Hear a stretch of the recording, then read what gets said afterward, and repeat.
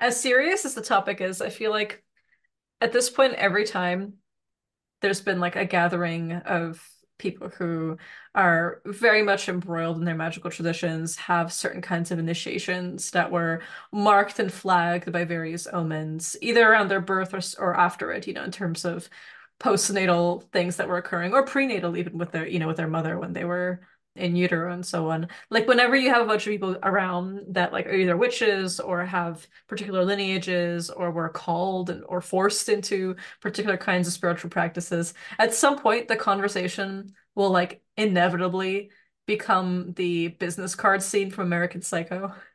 Because you just have like, the one person goes like, nice, supernumerary nipples, very nice. I see. You suckle your imps with that one, don't you? And how about you? It's like, I'm seventh son of a seventh son. Very nice. Like, it just keeps going on. Like, and what's Bessie Dunlop's birth omen? Oh man, every single time too. Eventually you'll get there.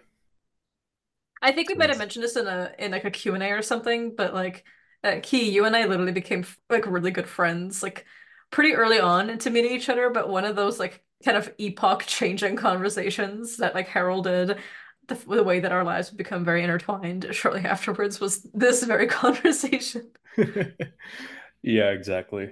I'm like, I have this particular constellation of things going on, and you were like, hold on, stop everything. I was like, I hold need on, you to read this. I need you to read this Wikipedia article actually, because from, my cluster of cultures that I'm from, because not that I expected you to know it in the sense that it's kind of niche, but of course I sent you the English language Wikipedia page, and I was like, I have books and articles and, my own language in this, but like you should really check this out. Because you just checked like all seven things that are not only like niche but physical, like extremely, Mhm. extremely physical, and not something that is particularly like, even one of them alone is not particularly common, but like all of them together is like nearly impossible. Yeah, yeah, yeah. Some of the unspoken ones, as it were. Yeah, and I think that's something that's really good to note about this kind of conversation is the best ones are not the ones in folklore. Yeah. What I mean is like they're orally transmitted for sure, but they're not the ones that you'll see written down. Mhm. Even in like publications that I've, made and put out there in the world under, other names and so on, where I've done folklore research into Balkan folk magic and so on. I've always included the omens for certain things that are like publicly known or in the folklore have been shared, have been written about even in our languages and so on, but not the things that like you really have to know somebody who is this to know this and or to know several, because that way no one comes in and it's like, oh, I'm this thing too, and here's why. And that's not to say that like, you obviously it would be great to meet people who are like that. It's just more to say that it's important to note that these things can once it's published, it can be something people can fake or kind Mhm. of like play act that. And then it's one of those things of like, okay, well, what about the actual thing that's not like fully relevant or like not really necessarily spoken of very like publicly? Like, do you evidence that as well? And often what we're going to talk about today is the way it's a spiritual mark too. And who better to discuss all manner of magic around birth omens and pre-birth and post-birth and being haunted by spirits and being forced into initiations and all the ways that someone might be marked or, their fate might be set towards a particular tendency and in terms of pacting with spirits and being part of their particular tribes, then our beloved Rose Aurora back at it again. But the air horns on. Back at it again. It's got it Yes. again. It's like Thank the you. air horns, but they're like elvish or something. Yes. Elvish horns. Kralı çağırın. Kapıyı aç. Elvish horns, yeah, yeah, yeah. Yes. Thank you. Thanks for having me back on. Oh, listen, we'll have you on for every episode at this point, like, because we always emphasize our guests have to be personal friends, not just people that we interview. We really want to make sure that we keep the tone of this show being all about friendship as well between the three of us. And of course, if we have a guest on, they have to be someone that we personally know.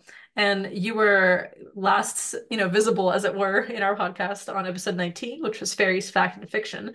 Probably one of our best received, actually, hugely when I look at the analytics for it, it was by far one of the most popular. And rightly so. You did an amazing job. And you've been on quite a few different podcasts recently. I loved your appearance Yeah. on our friend Jay's Star Night Dwell podcast. He was on A Frightful House as well for episode 21 of the Gin. And hearing you two like nerd out about the Pleiades was like, oh, Hmm. as a Pleiades girl, like that was just everything to me. Yeah, that was a lot of fun. I've had fun on all the different podcasts I've gotten to be on, but that one was definitely kind of special. Special subject matter, but yeah, Jay definitely knows his stuff too. So, and it was cool because you guys, when you had him on for the gin episode, you guys were shouting me out so much. Yeah. I was very grateful. So Yeah. And thanks for that. I think they pair greatly, have the fairies episode and the Jin Yeah. episode so close together. Yeah, it was lovely.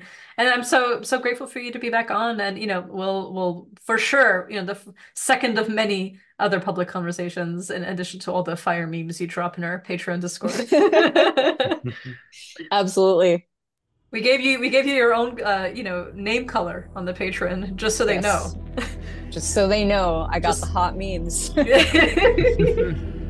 I love it.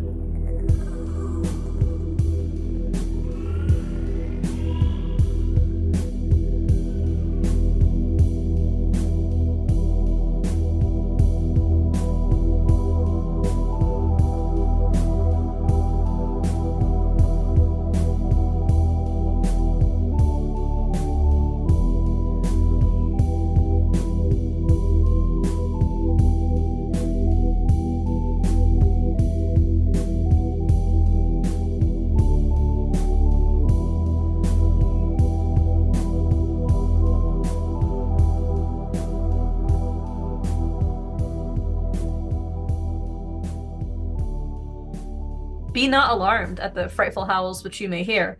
It's finger, salt, Ew. and built different key. I'm built different. That's right. That's right, yeah. Oh man. We were really thinking, I was like, of the beat this time, and I was like, I had designs, but this one was a Rose suggestion. It's Mhm. very, very well warranted. Mhm. You literally are built different. You're built like a Wikipedia page for, censored by God. You know? Yeah. Name of article Redacted. here. Yeah, redacted. Yeah. Here today to talk about the physical, actual reality of some of these omens and not just their metaphorical nature as sometimes is espoused. Yeah, it's honestly the way I would pair this episode, because sometimes in my mind I pair them like cheeses, with fruit and jam and everything like that. I make episode pairings. This one I think actually should be paired with the episode 14, Gathering Materia, because as we talked about, something's being very literal. Like the spirit says you need dirt from where an angel fell to earth, and you're like, what the fuck, bro? And then you find a statue in a cemetery of an angel that like literally toppled over face first into the earth. Sometimes, like these things are very physical and very literal. So I'm very excited to have Rose on for this awesome episode. First, some housekeeping. Remember to check us out at twitter.com/Frightful Howls and patreon.com/The Frightful Howls. We have a bonus episode every month curated by and for just our patrons in the form of a Q&A. We have a Discord server that's popping. Rose drops like fire memes in here. Like she comes in like a sudden like whisper in the wind, just coming like scratching with her like stick-like witch claws, onto the window, just coming through, drops something like SpongeBob related and then just leaves. Mhm. Yeah, or any time the word fairy is ever mentioned, I'm lurking in In the shadows. 0.7 seconds, I see Rose Aurora's Rose emoji is typing. Ears So, perking up as fast as the good novas themselves. yes, yes, yes, exactly. Like you come in like the gentleman from Jonathan Strange and Mr. Norrell. Yeah, Yeah. I will be there. Exactly, exactly. Same outfit too. Oh Oh my yeah. God, you would rock that like suit he was wearing that had like the ivy and everything like that. Oh yeah. Thank Yeah. you. Yeah, all the costumes and the I love the set design too. Like when they're Mm. actually kind of showing them in the like it's been a little while since I watched it, but I always remember like when they're kind of in the party scene, and Yeah, and it's Lost they're Hope. like yeah, Mhm. I love that. That's very pretty on the money in some ways, I guess. When Salt and I were watching it recently, that's why it's on my mind. He was like, "Oh, I love the interplay between the beautiful and the grotesque with the Yes. makeup, like on the different kinds of fairy beings that were dancing around in Duvall."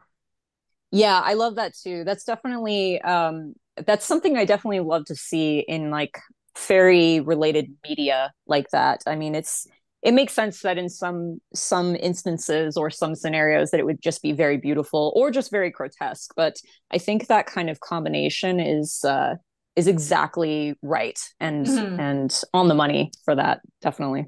Absolutely. And speaking of being on the money, for just $10 a month, you also have Salt. Oh See, it's no. not just Key that does the amazing transitions. It's the classic, I love a smooth transition. Uh, yes, we definitely have Salt's Fantastic Almanac. Learn what awesome things to do every month. It drops early in the month, for usually the first or second, and we just have a whole litany of cool things to do and elections to avoid and to pursue and so on.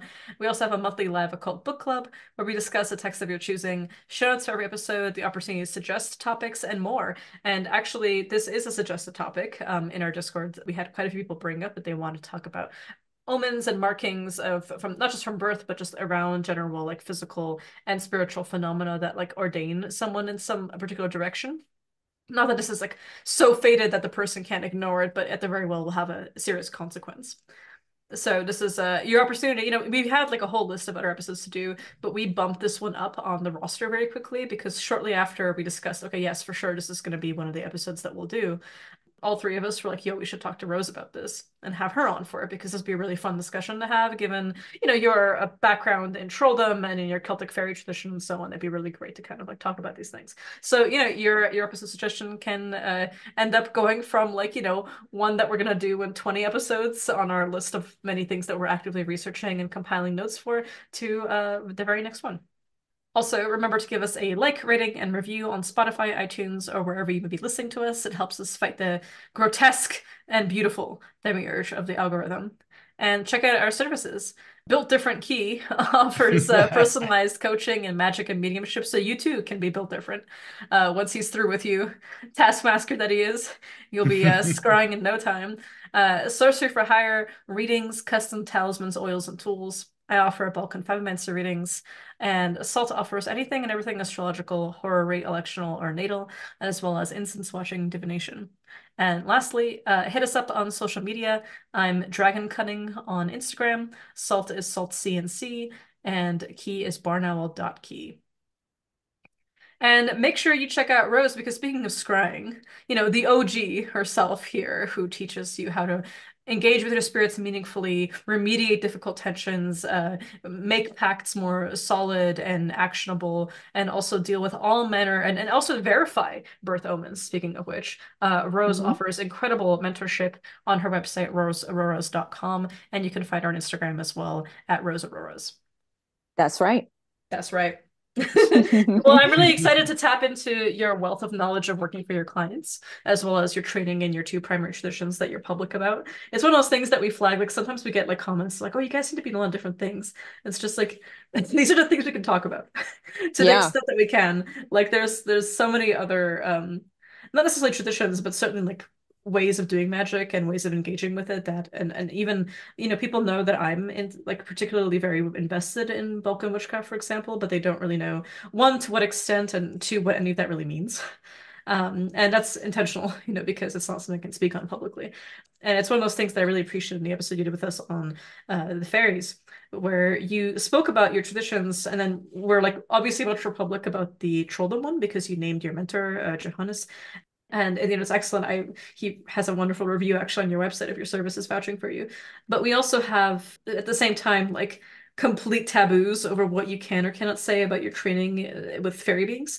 And that is Mhm. something that is actually so common, including where I'm from, in Eastern Europe, there where people can be like, they will have to quite literally use like poetic allegories to explain like where they come by their training, which does not mean they're obscuring their tradition. It does not actually mean that like they don't really have one and they're just kind of like play acting at it. It's entirely as a result of the pacts at not just with the beings that they serve and work with and are, also in relationships with, but also their mentors.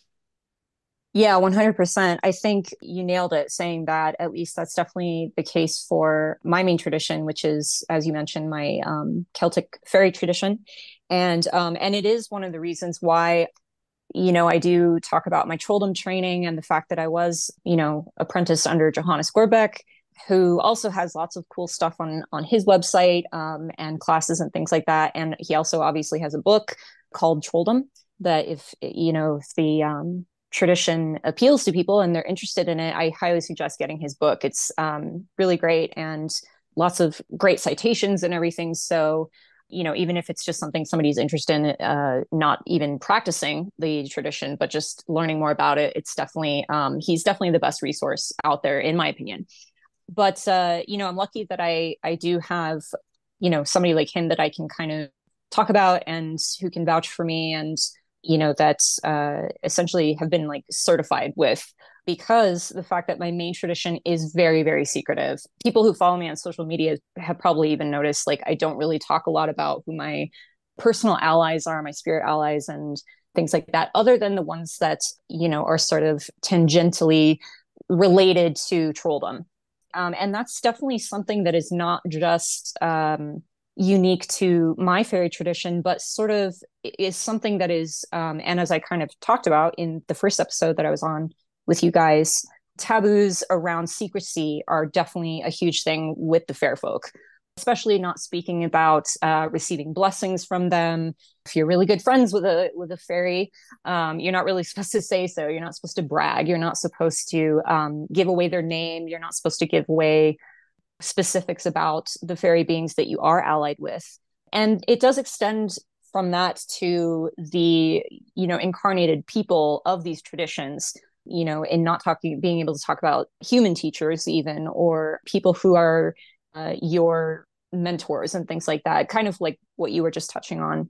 And some of that has to do also with privacy, just the fact that like a lot of these traditions are very secretive and sort of insular in the way that they don't want to be publicly known, a lot of them, especially when we're talking more about the witchcraft traditions, as opposed to maybe something that is more on the shamanic end of things, where somebody is more like a community leader, a spiritual leader, or somebody who, fights against witches and things like that for the community. That's obviously a little more public, I would say. Some, I can't speak for all shamanic traditions, obviously, but and I think this is something we've kind of talked about just with each other in our messages, Svinga, is, that secrecy and things like that is paramount in a lot of these kind of traditions. Absolutely. And actually, even I want to talk about this when we get into kind of omens, because sometimes like the very omens themselves are not meant to be spoken about. And Yeah. that's one of those things where I'm like, okay, folklore journals, for example, as much as I adore them, will inevitably miss those. But that's part of like being encultured and being trained in a particular tradition, because that's where you see them. Like I know more omens actually from watching my Favimancy, like my bean reading mentor, read for people.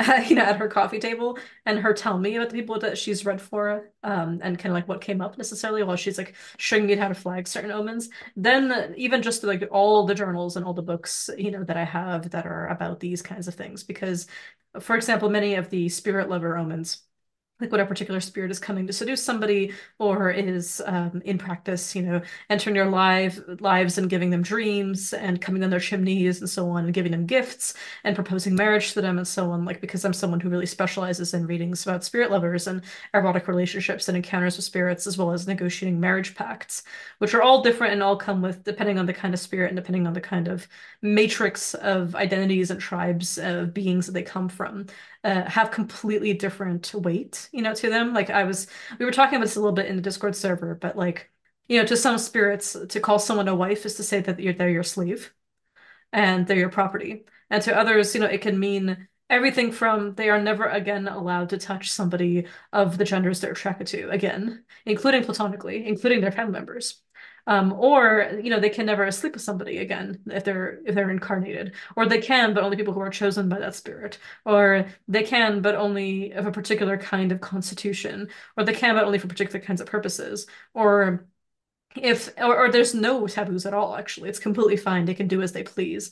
However, they take complete and total control over other aspects of that person's life and so on. So it's not, and it's one of those things that I really emphasize. This is not a matter of like being seen as particularly beautiful or special to spirits or being particularly chosen and so on. It is a kind of relationship as any other that comes with its own taboos and pacts. And one of the main taboos is not actually speaking about it. So it's one thing to be able to be like admitting, like, yes, I do have a particular spirit lover, for example. It's another thing in certain cultural contexts to even allude to the kind of spirit it is. In fact, that also depends on the kind of nature of the being and whether or not this position of being allied to the spirit in this way has a community benefit or not. So if it doesn't, if it's like a personal familiar, as it were, or if it's someone that is teaching someone a particular kind of witchcraft, you would generally never speak about this. But if the spirit marriage between, let's say, a community healer or a shaman or a particular individual who has a kind of role of now mediating between this world and the other through this marriage, through representing this particular spirit in an incarnated way. And then, of course, people will know because they have to, because that's part of the way that you're negotiating these things. Or in other cases, it's a rumor. It's like, oh, the reason that she is able to heal so many people like this is because she's married to a jinn, for example. But it's not actually confirmed, and the woman herself would deny it, even if it's true. Or would have to deny it in an oblique way, kind of like Rose, you were talking about, like not saying thank you to the fair folk. You might say, "I'm greatly honored by this gift," but you wouldn't say thank you to not incur this kind of like bond of obligation. And so in that way, you might not actually deny saying that, I'm not married because that would be weird to the spirit, but you might go about it some other ways, in terms of like very obliquely saying these kinds of things. And so for those, who, have a position with a spirit where like it's fine to admit it, there's certainly like you would never speak of like their name, what they look like, or their human form would never be seen to anyone, no matter how good of a scryer they are, but you, because they wouldn't show it, and so on. Or like there's many other kinds of things that be extremely secret about the spirit. And I guess the reason I'm kind of bringing up the spirit lover thing is because that is a major kind of omen or mark of someone having a particular kind of relationship with magic. Is certainly if from birth or after birth or at puberty or at sexual maturity, different kinds of stages of when that's considered to be the case, or after a particularly traumatic or intense event, or because of quite literally out of nowhere the nature phenomena occurs and the spirit just shows up physically, they get proposed to, right? And this is something that you can mark for sure in terms of like how someone is born. It can mark them as like a spirit is saying like, oh, at puberty I will come and claim you. But certainly that also can mean much further down the line that those things were hinted at and it could have marked them for other things, but like certainly, when the time came, it was revealed that this was what was the case. So to be a bit more specific, the weather sorcerers, as they're sometimes called, or the weatherbenders or the weather makers of the Balkans, who are born in the call, that is their main mark, is they're born in the call when they come out of the womb. Sometimes it's particular timing, like being born in a particular holy day as well, a particular feast of a particular saint, or having, being the seventh son of a seventh son, that kind of thing, or having scaly armpits, or leathery caul, or hands like a wolf paws, like hairy hands, for example, with like very thick calluses and large, thick fingers. These can all mark someone as being part dragon. Or being, for example, without, let's say, the leathery caul, or without the scaly armpits in particular, just the caul itself could mark someone as being especially gifted in weather magic. So, for example, in Slovenia, the Krsnik has a white caul at birth, and it can also be the seventh child or someone who gets proposed marriage to by a fairy, a vila. But we also know that in Serbia and Albania, in Bosnia and Croatia, all these countries, we have these stories of the call-born weather seers, whether they're the Drange who fights the Kula Shedra, whether they're the Zduhač, the Oblačar, the Vetorovnjak, all kinds of other names that we have. I personally quite like Gradobranitelj because it's like the defender against hail. And I'm come from an area of Serbia that's actually quite historically known for having many of these people.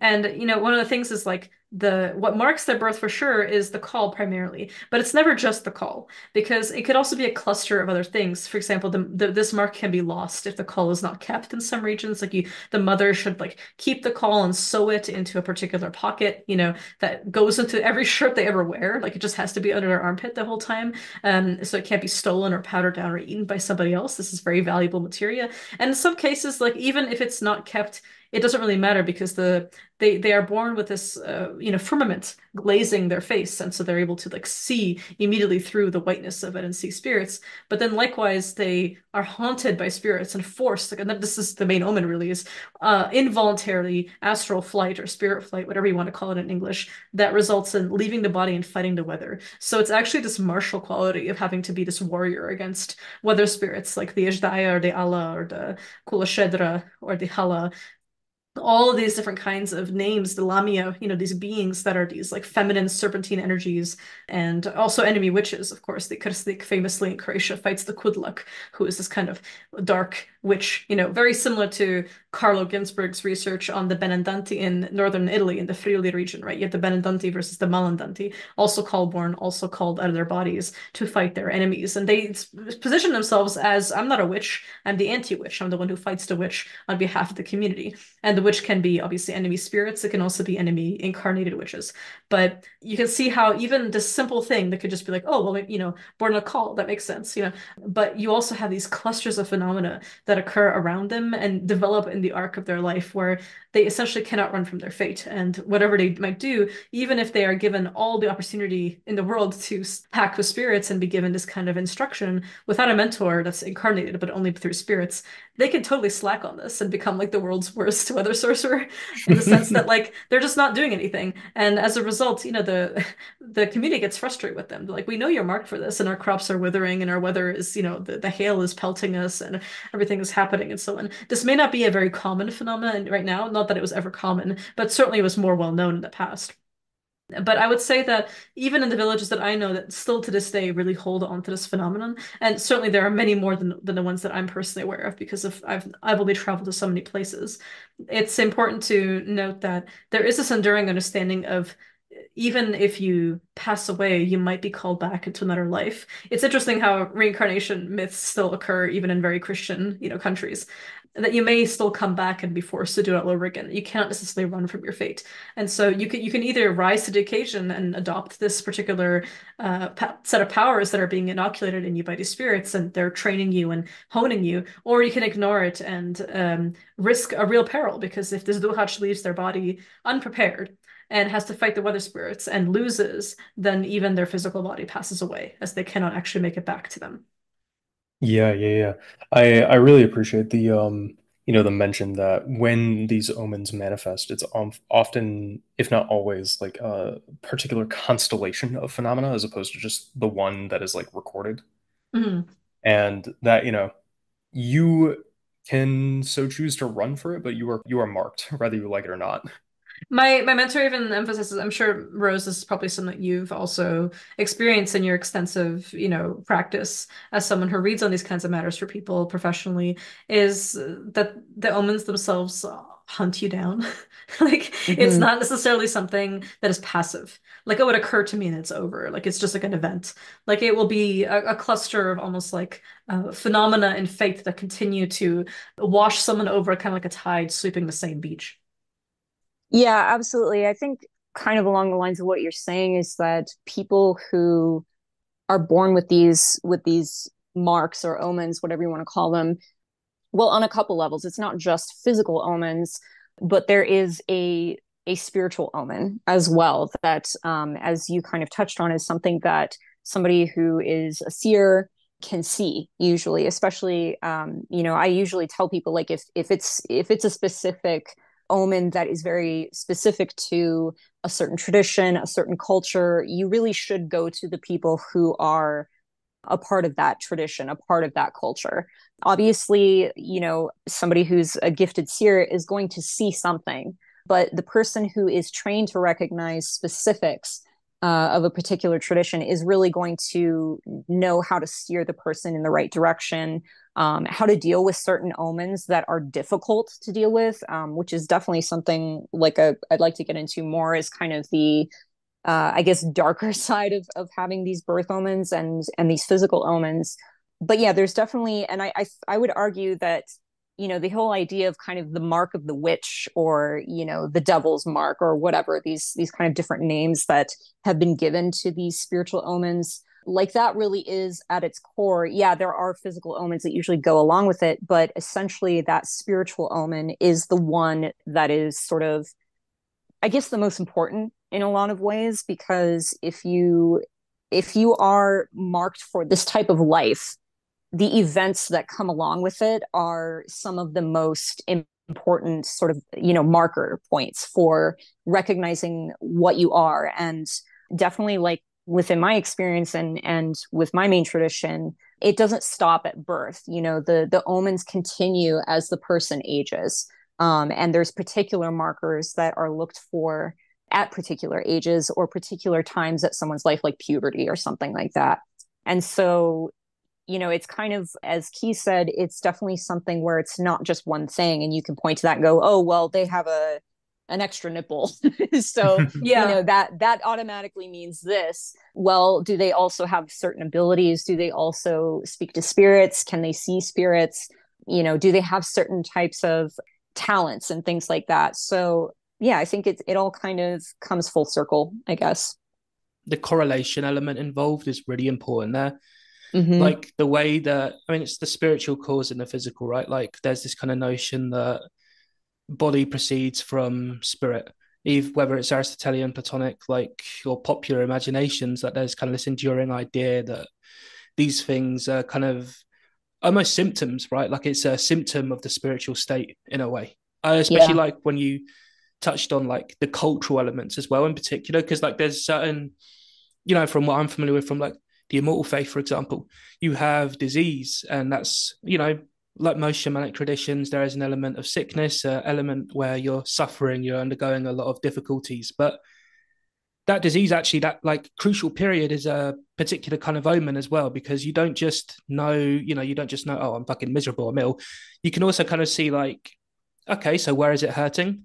Okay, it's there. How is it hurting? Like, because the spirits come with certain, I guess, symptoms, right? So you can kind of tell, not completely, but you get kind of a rough idea, a vague picture, what kind of spirits are walking with someone based on the particular symptoms that they're exhibiting, right? Like, and that kind of applies not just to that practice as well, but like, some certain people are marked with like a lame leg, for example, or like born with a tailbone, and like these are all kind of connected with very particular spirits. And obviously that's a very culturally dependent concept. Like it's kind of nebulous to just generalize that, but within a particular context, like I think we can definitely, consider those individual symptoms, as you said, and just kind of relate them to the spiritual causes with additional examination, right, as well, of course.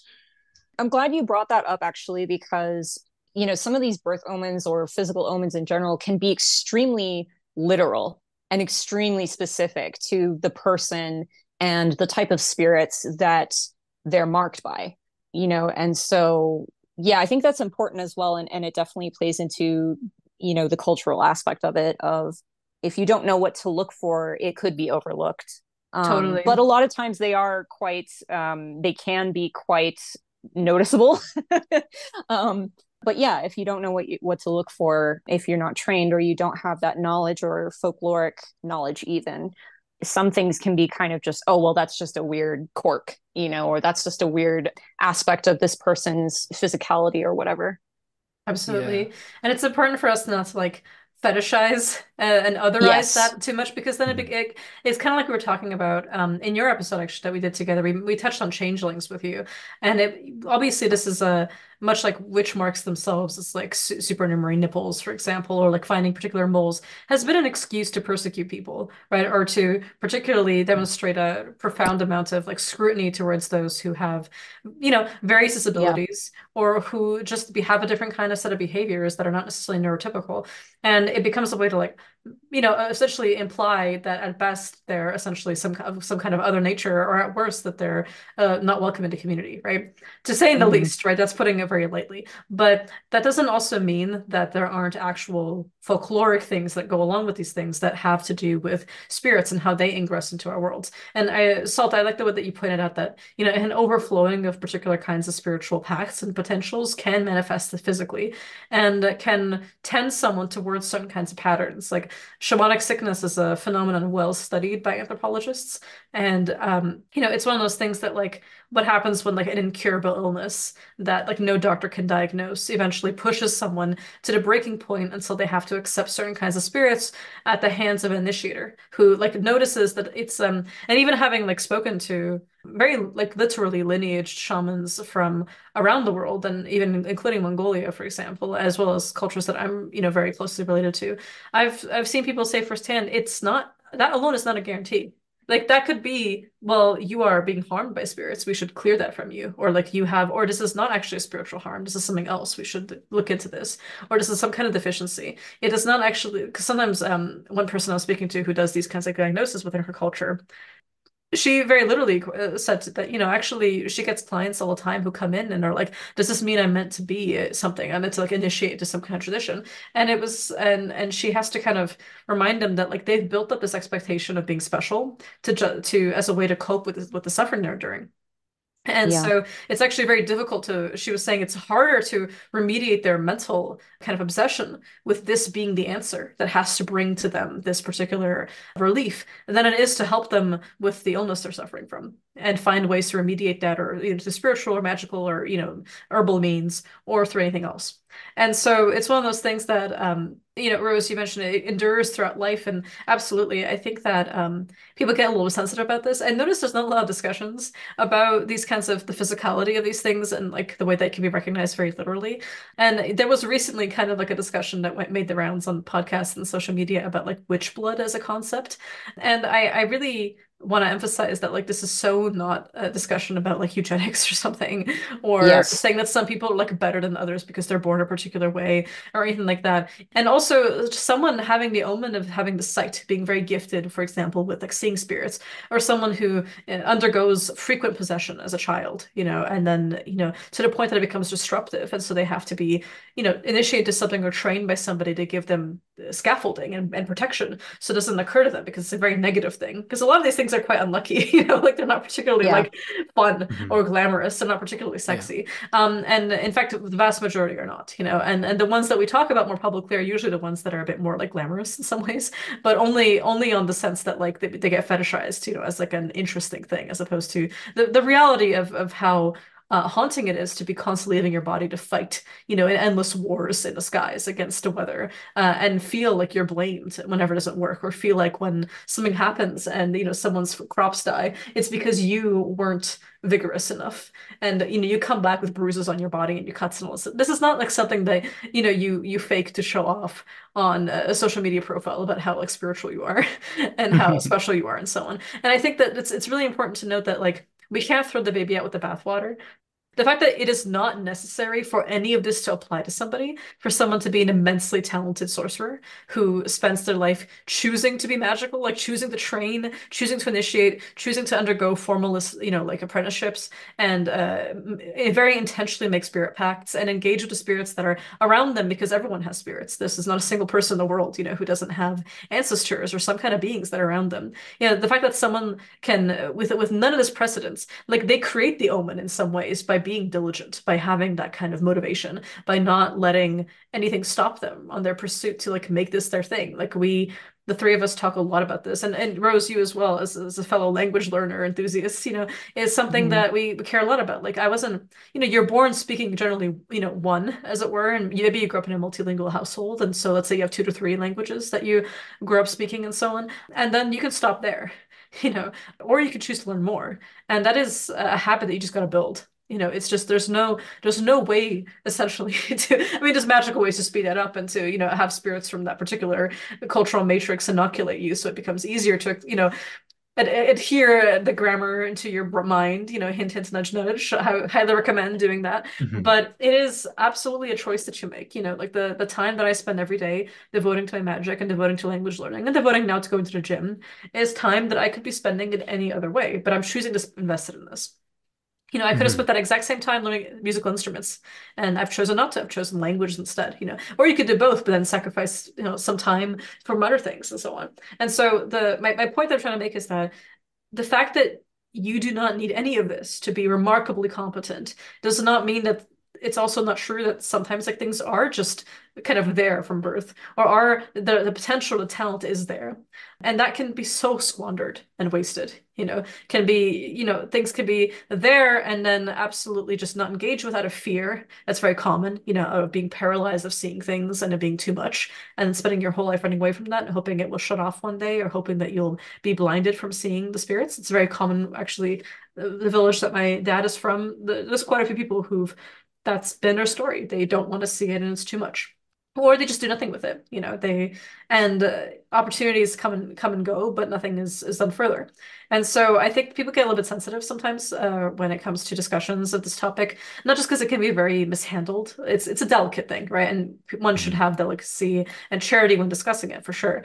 But I think it's also a matter of, admitting that like spirits can absolutely mark someone because of pacts made before birth, or pacts made with the parents, or because the parents were, or someone in the family once, was the lover of a dragon or a fairy or something like that, that comes down their line now and is renewed again in this person, or because the spirit long ago claimed, much like one can curse, someone's 7 generations into the future, they can also say that, it's both a curse and a blessing to have a spirit come in and be like, I'm the godfather now.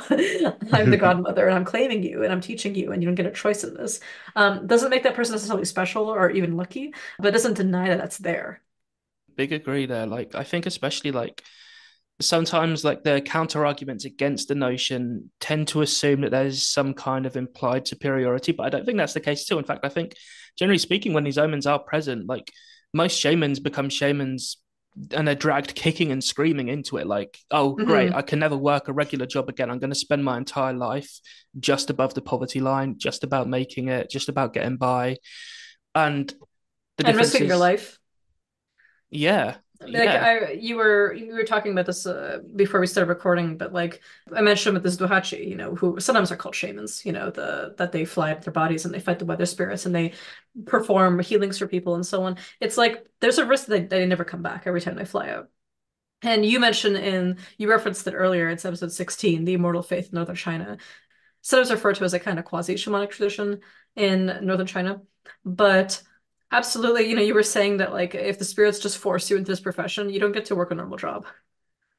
yeah, yeah, and it's I think that's quite common across the board. Like a lot of these spiritual professions, as we might term them, like you kind of just are forced into them, and I think it's a situation where like you'll notice it. You'll notice it when you try and do other things. It just doesn't work out. Like your health gets worse, your body becomes racked with sores, or there's just an perpetual fatigue about you and exhaustion. Like you can't find happiness doing things that aren't related to that. But there's also, there's that kind of pressure with the spirits coming on. And that's, it's not always that unpleasant. Like for a lot of people, it is something that is pursued quite eagerly, but there is generally speaking, at least I think outside of like a anglophonic context, like a kind of trepidation about the notion. Like it's not something to be deemed as superior, it's something to be kind of cautious around and like recognize as having immense gravity, specifically like a lot of implications and responsibilities accompanying it. And that's not always the case. Like I don't remember if it was Swinger or Rose a second ago who just mentioned like the distinction between, I think it was Rose, the distinction between like, someone who's indicated for a more shamanically influenced practice and someone who's influenced towards, or like has omens of witchcraft, for example. Like there might not be as many responsibilities in a social capacity for someone who is kind of has particular omens related to the latter, but at the same time, there might also be increased responsibilities that are spirits that, in the case of witchcraft, may well not really give a shit about your best interests. Yeah, I think definitely like there's a lot of ways that this subject, as you said, like it needs to be handled delicately, it needs to be handled with care. And we also want to kind of not get trapped in an echo chamber of there just means that you're better. Yeah. And I really love that you raised the point that like this is not just about having like some hallucinations during a fever, because you were incredibly sick. This is like a shamanic crisis, for example, would be, soul breaking, because it's not just witches that are non-human, that have non-human parts that are souls, or that have other kinds of spirits grafted onto them, either because they were that from birth and they are an incarnation of that kind of spirit in a human body, or because they have experienced initiation that, forged in and put trees and animals and different kinds of non-human spirits into them, and ripped them apart and put them back together. That's also common for various shamanic traditions, in which to become the healer, you must also become the thing that you're fighting. To bribe spirits, to fight them, to trick them, to speak their language, to speak the language of birds, and of animals and so on. You have to graft, the tongue of these animals into your jaw. But one thing I really want to emphasize is that it takes another person to recognize that the kind of crisis, if it's a crisis kind of omen, is a real one that's part of a process, and not, any kind of other symptom of psychosis, or role playing into a wish fulfilling fantasy, or into a kind of I mean, those are obviously two very distinct ends of a spectrum, right? But like, there's all kinds of reasons something that could be happening, and not nefarious, not in just the person is being self-aggrandizing or kind of like loving the narrative of them being in crisis. It could also be just genuine pain that they're going through, and that happens to be clusters of curse phenomena, or some kind of ancestral problem happening, or just really bad luck playing out in someone's life. And so, like, you were talking about that in the Immortal Faith episode, Salt, where you were saying that, yeah, it takes someone else to read the incense and see. Were you catching it? Like, what is that exactly? Is it even related to the immortal family? Because those things could present for any number of traditions. And but why were you led to this tradition of all things? And how did that person confirm it for you? Or in other cases, if you're getting mounted by a spirit, like, well, which spirit is it? How do you know it's this particular being? And that especially happens in like very like multicultural cities, where someone completely divorced from a particular culture goes to an event or is nearby certain kinds of things, a certain spirit hops into them, and next thing they know, like, they're getting initiated to something that they had no idea what that was, and it was not related to anything that they're, normally dealing with, or any of the kinds of cultural matrices they usually are around, because there was a swap, or because a spirit was like, I like you. Yeah, it reminds me of what you said earlier regarding like having the omens and like divining on them, like verifying them, confirming them, not just with yourself, but with someone else. Because, like, for example, and also like the omens you were talking about earlier, like knowing them without being a practitioner is very dangerous. Because let's say you know the omens that mean, the foxes, like the Who family, are on you. If you know those omens, okay, but you make assumptions, do you know the methods to confirm whether or not that's a mountain demon, for example, or an actual, bona fide immortal? Like, do you know the methods to distinguish between an immortal family that's here to kind of elevate you and uplift you? Or are you perhaps, being beaten by your unjust creditors, right? Like the spirits you have a debt to, like maybe your great granddad killed a weasel and now they're kicking the shit out of your family. Like, that's kind of, it's really important to kind of have that verification step, and it cannot be from us, because there's so many implicit biases in that. And it's kind of like reading your own chart. Like, there will always be biases involved in that, and sometimes you can navigate them, but when it comes to something like this, where we're understanding it as something that can have quite broad implications, then it's very important to get that second opinion and just kind of confirm it with someone who is familiar both with the cultural context and also the technical methods used to discern that. I just want to jump into, like, on this note, this is definitely like a mistake that I've seen people make to their detriment, confusing spiritual afflictions with birth omens or physical omens in general, of especially like of witchcraft and initiation as well. And obviously, if one doesn't have physical mentors already to talk about these signs or omens with, it's best to consult a professional within that tradition or culture. But like I was saying too, on a slightly similar note, I find a lot of people will confuse spiritual afflictions with like initiatory events as well. And this can be extremely, extremely dangerous. Like, while initiations themselves, like, genuine initiations, can obviously be incredibly harrowing and dangerous, the aftermath needs to also lead to genuine empowerment. If things are just taken away from somebody, or their life is in complete shambles, or they've actually been depowered spiritually in some way, those are generally some signs of spiritual affliction as opposed to initiation. Now, obviously, some people don't come through initiations. They can, end up dead, mad, just not the same in ways that are negative. But a successful initiation and that kind of process needs to end with some sort of genuine empowerment or genuine connection to the spirits that are the initiating spirits, from my perspective. Absolutely, because that's so true. And I think that something that you point out really well there is that it's important that the individual afterwards, when they've undergone like the confirmation, because not everything leads to a particular like health crisis.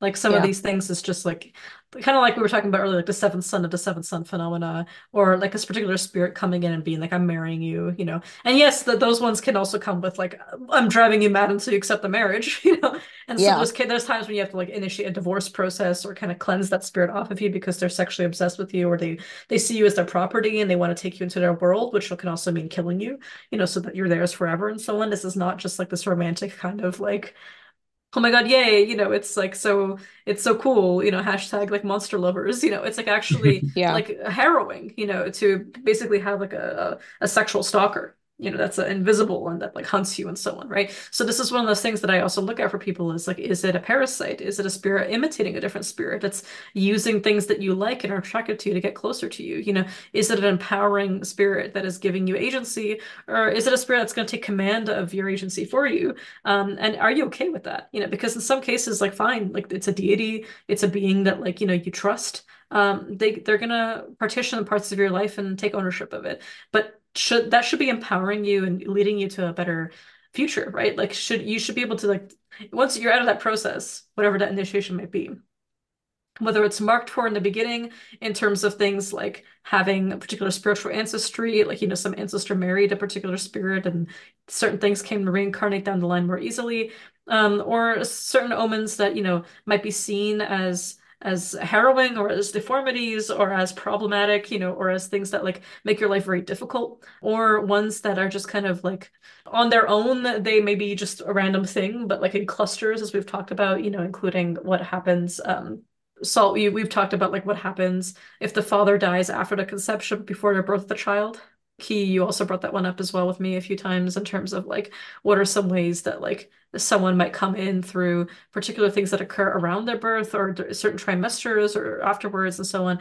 Like if all of the things that like mark someone out for a particular kind of spiritual career path or a particular kind of initiation, once they pass, like is that person actually divining well? Like are they seeing spirits accurately?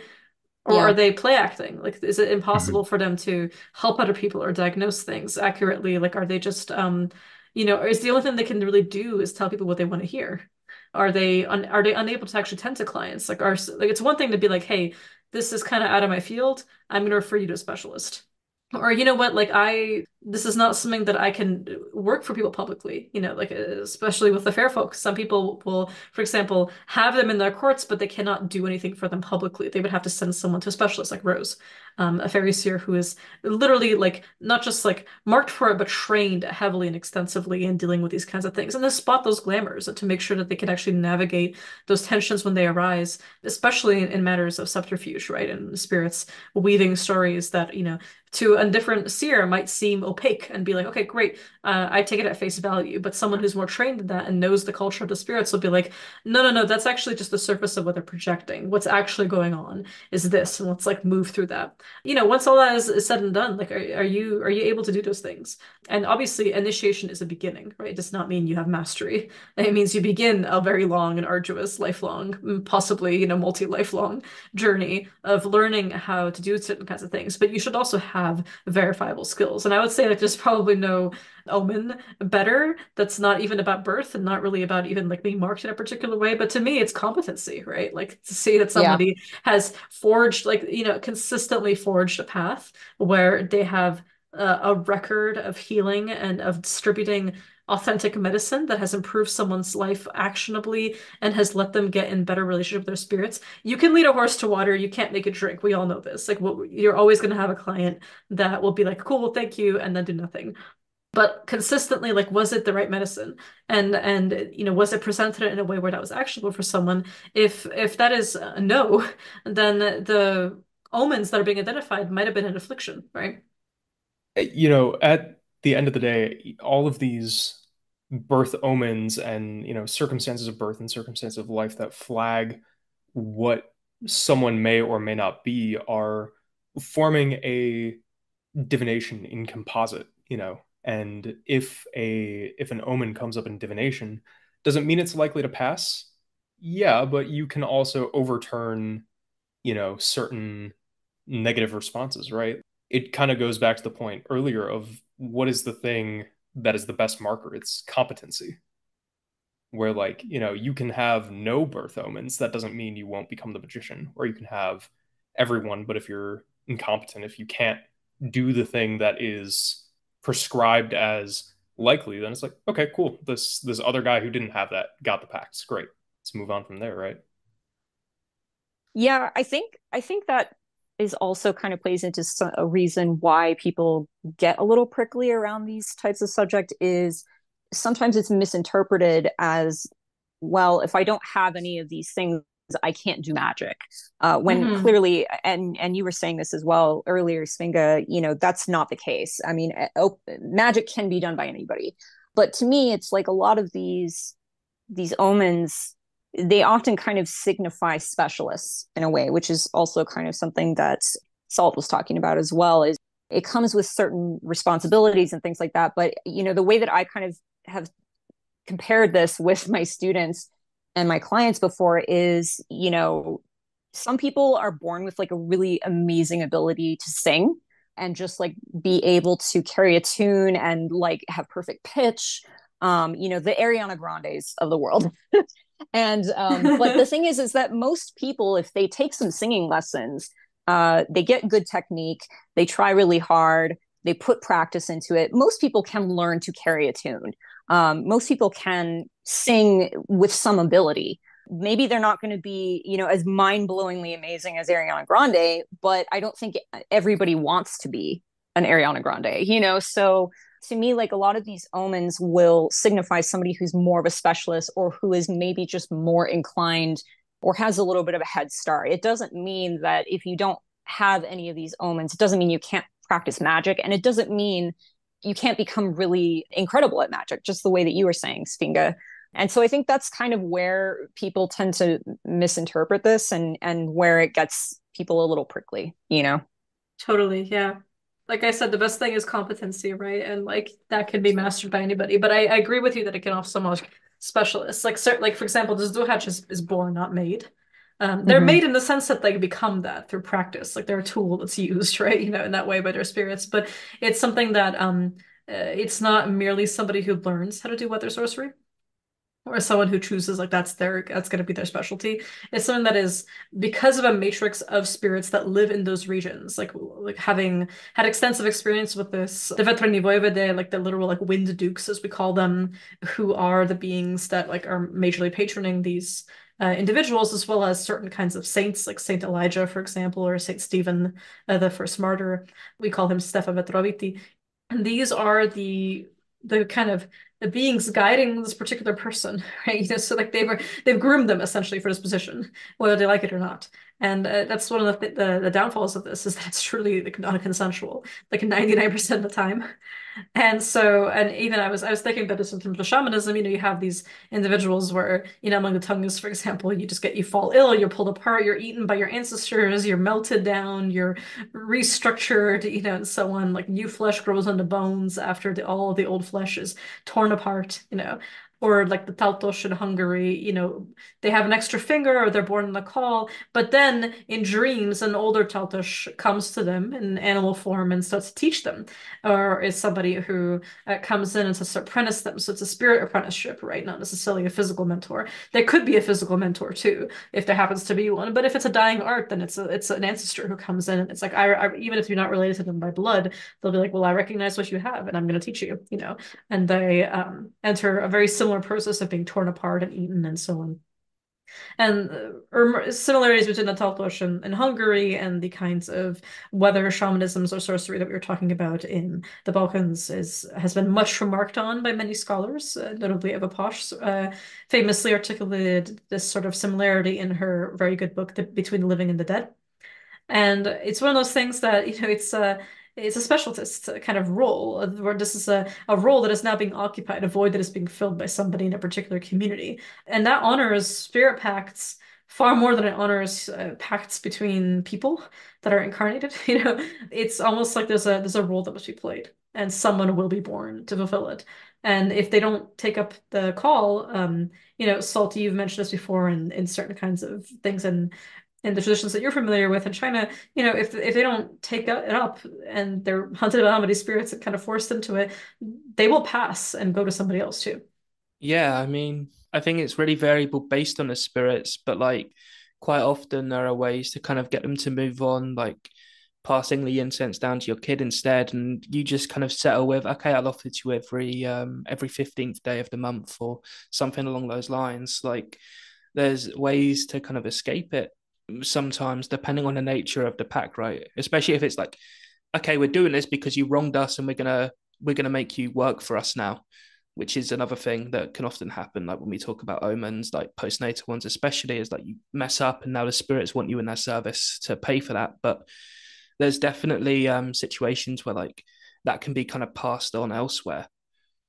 Yeah, yeah, yeah. I love the one that you mentioned of like what happens when a guy like kills or offends a weasel, and then the weasel immortal comes to like claim the child or someone down their line. And also, being put into service, right, is absolutely, as you mentioned, a huge part of that. I think, we can go through, we just did a witch bottle episode, right? So like one of the things we went through was like long lists of like interesting examples. And like we were like, okay, this could be 8 hours long if we just read all the really cool archaeological evidence out there. Like we had to like pick and choose. And we really could go into like all the cultural matrices of things we're familiar with, the things we can say out loud, the things that we don't want to say out loud or can't, as well as just interesting anthropological evidence in terms of like moles, constellations of effects, as we've noted, in terms of childhood behaviors, in terms of parents, in terms of relationships, trauma, illnesses, disabilities, and so on. We could go day and night about it, right? But I think a more fruitful discussion, obviously we'll link plenty of cool articles for people who are interested in this stuff in the show notes, and we'll talk about some of them for sure, including, ways in which this becomes a matter of persecution. I think it's pretty well known that in like various parts of the African continent, people with albinism are targeted for their body parts. They're seen as, like their bones will become good luck talismans, will be fertility amulets for money. People get killed because they're albino, just to have their parts harvested and so on. It's truly quite tragic, right? And it's one of those things that like I mean, I having seen plenty of evidence that like on the one hand this is a prejudice, because of a superstition. On the other hand, some spirits absolutely will manifest certain kinds of things through like a very physical mark. Like albinism is very physical and noticeable, right? And not something that is like hidden under a shirt, like an extra nipple or something like that, right? So it's like the fact that that can be something that a spirit can choose doesn't also like change the fact that this is also something that can be actually a mark of prejudice and a social contagion of fear, right? But like that lack of free will or choice is really important. And I think that as much as these things that result in othering and shaming, it's also a result of it becoming exoticized and fetishized, right? And I think we could talk about these different kinds of things in different cultures, but more fruitful is perhaps this discussion of identification. And specifically, what does it mean to go to somebody who's a cultural specialist in this? Because it's funny, I was mentioning this to a good friend of mine yesterday. I was saying, oh, we're going to record this episode on birth omens and birthmarks and witch marks and so on. There's been a whole discourse recently on witch blood. And I deeply want to emphasize that, from the perspective of my traditions, culturally where I come from, it's not at all controversial to say that there are spirit marriages that make descendants inherit a kind of spiritual blood. It is not like a eugenics thing. You know what I mean? It's quite literally like spirits will intentionally incarnate their children into certain lines and so on, and then preserve them, and or in the sense that they're like protecting them, not based on like their marriage partners. I mean, sometimes they can come down to it, but based on like they will just keep incarnating other members of their spirit family into a particular lineage to just keep growing a particular kind of garden, essentially, of souls and what they do and teach them certain kinds of magics and so on. This is not particularly controversial. You did an excellent presentation, Rose, this year at Salem in the March Online Festival for the Spring Agora, and you mentioned like elves and dwarves they have sex, like they have kids. Hmm. It's not at all strange or controversial. In fact, it's not even that uncommon for to have somebody Yeah. be like, yeah, I have like elf blood. Like that's not at all strange in various parts of Scandinavia at all.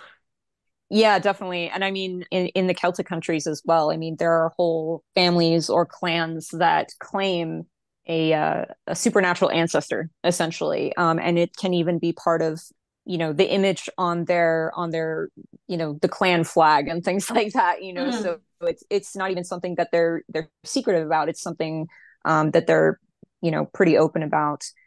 So yeah, it's definitely not an uncommon thing, but I think it also, as we've kind of been saying, it's also best not to jump to conclusions. You have to kind of put all the pieces together and put all of the clues together to kind of really understand even what that would mean, to somebody, Mm. and how that can manifest. Because as we've been kind of touching on, it is this concept can definitely be a bit glamorized, and yeah, I mean, it's cool, and there's definitely perks that can come with somebody, being marked for certain things.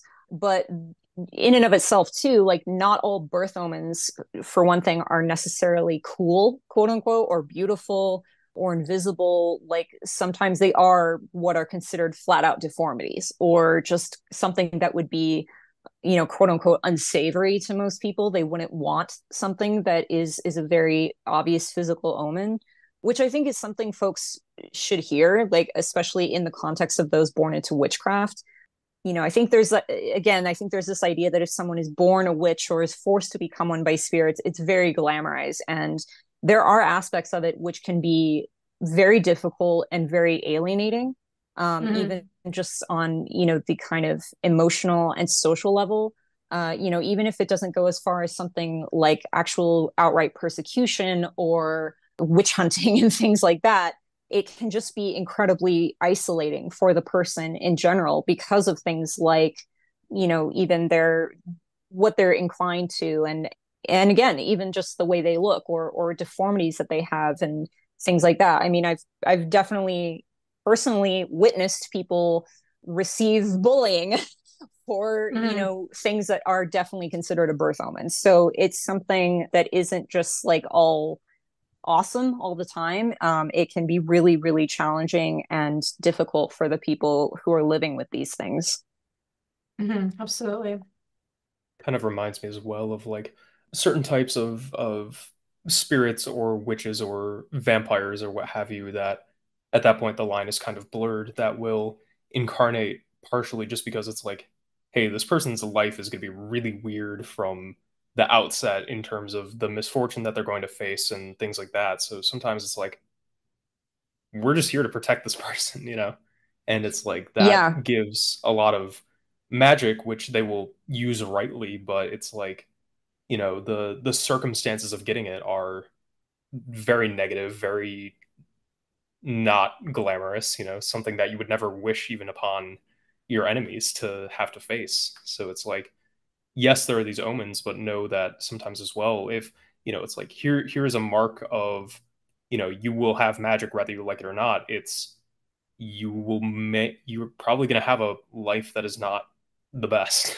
Yeah, or like yeah, huge conflict with family, not just Hmm. because of those things, you know what I mean, but like just antagonistic and traumatic relationships with blood relatives, especially in the case of a lot of vampire stuff, Hmm. or incredibly difficult and strenuous relationships, in general, that manifest in various particular ways with kin, whether it's kin or whether it's romance and so on. And I think what's worth noting is like key when we kind of had our bonding moment and our American Psycho sharing our our cards, our business cards of our lists of things. This was one of those situations where, like, yes, you in particular, for example, have extremely like a cluster of things that like put them together. They are a list of like, with one missing, it could, it is whatever it is, but it's already very impressive. Like it's a lot of really interesting things that are very physical at the same time. Hmm. And if you had all that stuff and you told me that, and like when I scryed you and when I divined for you, I didn't really get a feeling independently of those things, that those particular spirits that are associated with that particular tradition are there, that they're like those spirits aren't watching out over you, or that you hadn't independently told me as well that like the exact kind of like main animals of those particular Sorry, I'm being so vague. You guys understand? Like you guys not only like you all know what I'm talking about, but like for the listeners, like I'm being vague, obviously for the obvious reasons to For protect his for privacy and his privacy. protection. Yeah, exactly, and protection.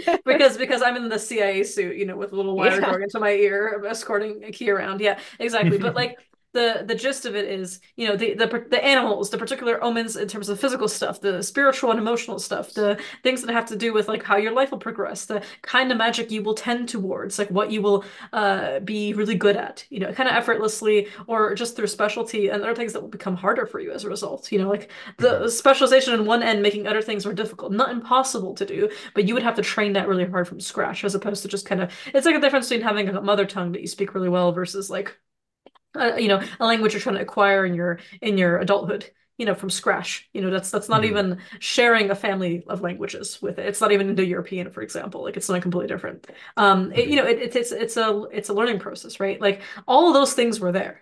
Right. So like for me, to really echo what Rose was saying earlier, it is the spiritual dimension. Like the witch blood, it's a spiritual thing. It's like, was your mom like physically like somebody who also did magic, or witchcraft or whatever like that, I always find cringe a little bit at that because like to me, well, yes, having like if she's like a literal witch, I don't just mean like a woman who calls herself a witch, but like if she's like actually very much doing witchcraft and like has this whole non-human monstrous nature, then like yeah, of course that's gonna impact their relatives and so on.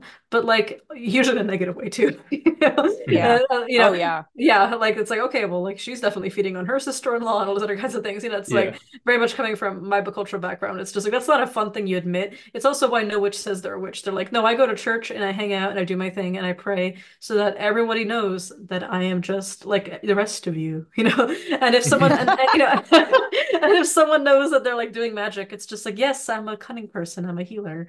I just have a really good knowledge of herbs, And that's where it ends. It's not like, Mhm. yeah, I put a puppet made of your lynx in a crown of thorns and I leave my body and I have the shit out of you, It's not that kind of thing, right? And also because then you just get every time a bad thing happens to anybody, you get blamed for it, Which is also the Yes. Mhm. problem with That's a the with big the one. with the weather sorcerer, right? Like when the weather is not so great, it's his fault. And it's just like, well, maybe he wasn't fighting the weather that day. It's like they're not God, you know what I mean? Like they're good at what they do, but they're not like literally it's not that their breath itself is what commands the winds. Like, yeah, yes, sometimes, sure, but like they get an off day too, And so I think that's really important to emphasize that it is ultimately a spiritual progression, right? Because if we focus too much on the physical, as important and relevant as that is, we forget the spiritual cause of what is occurring physically. And it's interesting in my kind of tradition, we often talk about it as like an excess of a particular kind of power manifesting in a way that just looks very strange. You know what I mean? Like, and that can really like bloom a little too hard at someone's body. It can cause them to have a particularly difficult kind of life. But ultimately, it also forces them down this path. Like Salt was mentioning, like what happens when the spirits force you to be a full-time medium for them, someone who gets possessed. And it's not a thing that people should envy, and that's like, oh, I wish I could be possessed and very easily. I have to train me possession. That kind of like rhetoric that you often hear in these cults when people initiate into them. It's just like, do not think that way because it's not necessarily a good thing, because when the spirits come down, they start forcing you to do things, and then they leave you in the aftermath when the cops come and they're like, what the hell are you doing? And why is there a machete in your hand? It's not ideal. When you train well, and that's why you're often forced into initiation, it helps you, cultivate the skills that allows you to push back against the spirits when they're coming, to delay it from their time, give them a time and place, and an outlet, to have their voice heard through divination, for example, and their mediumship. And so they don't have to just possess your body to speak. And sometimes the better of a diviner you are, the less often you get mounted.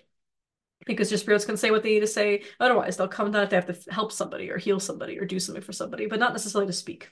And so I think that's a really important point to make just in general is that ultimately, this is a spiritual condition, and it can be absolutely gained. You know what I mean? Like there are initiations that once that someone undergoes them because they're pursuing magic with all of their heart and ambition, from then on they're in some ways indistinguishable from somebody who had these callings from birth because of how they've been transformed through initiation, through spirit contact.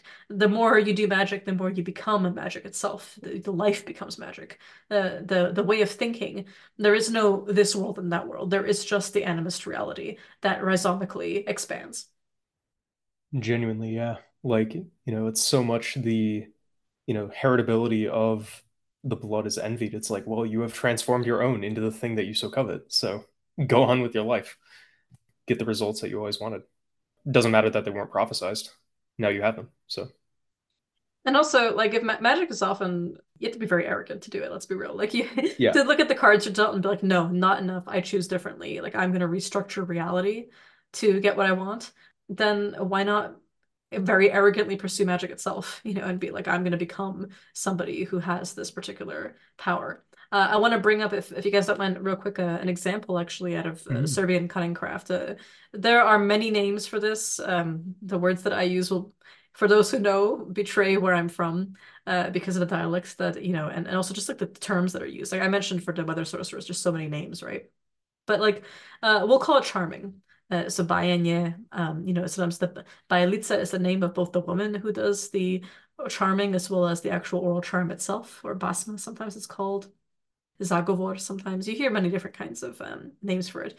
But there's examples of charmers who have to be taught it in a very particular way. So for example, like a woman learns it from a man, or a man learns it from a woman, and so on. Or it has to be passed in a very particular manner, trained and apprenticed in a very particular way because the person is seen to have, sometimes we call it the gift. Like there's a particular omen that is spiritually perceived. It's not even necessarily physical, but or if it is physical, it's a cluster of things, as I've been talking about, where I've even spoke to an anthropologist from Serbia who was saying that like actually their relative has the gift and they themselves do not. So they research it as like an academic pursuit, but their relative is actively being apprenticed in this and trained in Baenya because it allows essentially the person to have the fertility necessary to germinate the power of the oral charm. So like the oral charm works not just because you say it, but because the fertility to make it go from a saying to something that physically occurs is present in the person. And that fertility is really interesting. There's a number of examples that we have in Eastern Serbia, for example, of somebody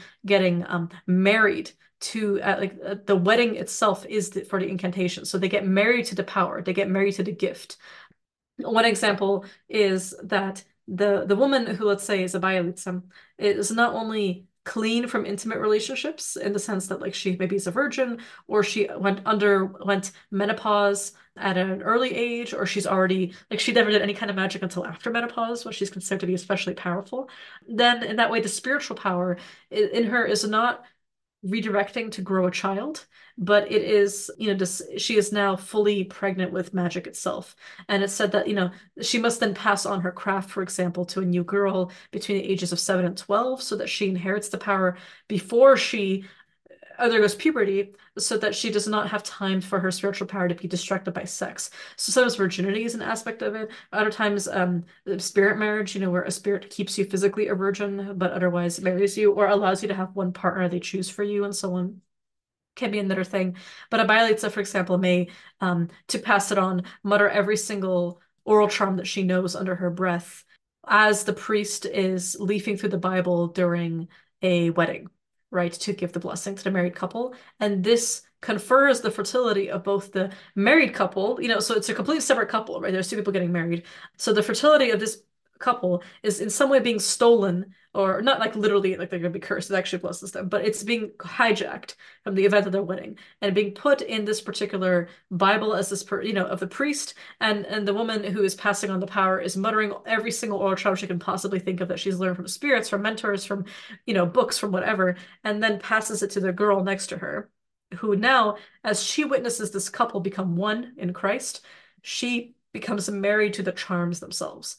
And I think, and this can be done on St. George's Day, for example, it can be done on St. Vitus's Day, and so on and so forth, or St. Petka's Day, many different kinds of important slavas. But I thought I would bring up this example. This is quite a common one that's reported in Serbian ethnographic papers, ethnological research as well, that like people say that, their gift was given to them by the Virgin Mary or by a fairy queen or by God or by a dragon and so on, by many, or by a different kind of spirit that we might refer to as in English as kind of like a gnome, for example, or an elf. We have all kinds of our own terms for these kinds of things, Betuljak, Viljenak, and so on. A div, which is a giant.